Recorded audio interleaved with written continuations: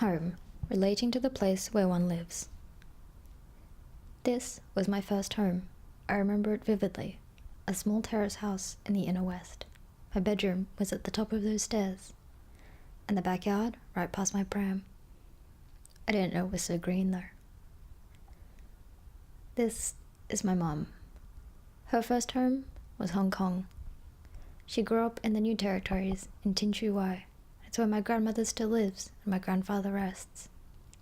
Even though we had different childhoods, our definition of home is similar. Lots of good food and love. My parents divorced when I was 2 and I grew up in Canberra. My dad and his family raised me. It was difficult though, growing up as an Australian-born Chinese. My great-grandmother, she grew up speaking Welsh, and my grandmother was raised in a predominantly Western household. None of the kids in my class really looked like me, except for my friend Jessica, but even then, her family was Mandarin. I had to spend a lot of my time trying to balance the two cultures, and I really struggled with identity. It wasn't until I was about 20 that I really had a stronger sense of self and my culture.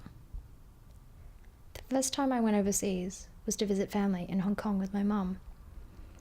Looking at the plane window, I was really nervous. I didn't know if I would fit in. But when I got off the plane, it was an immediate sense of familiarity.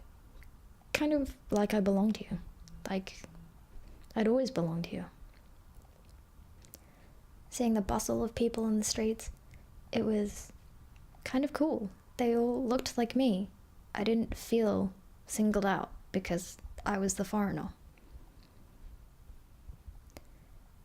Standing where my ancestors once stood, I had an understanding of my roots and my culture. It made me feel safe. Even when we did tourist things, I didn't feel like a tourist. It just kind of felt like a day at the park.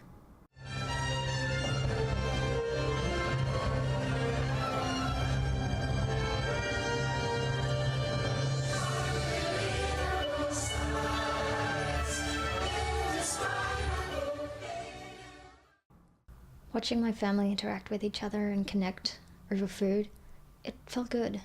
And even though I thought they were always arguing, I found out that's just how they sound in Cantonese. It was a really strong feeling of unity, and I felt really at home.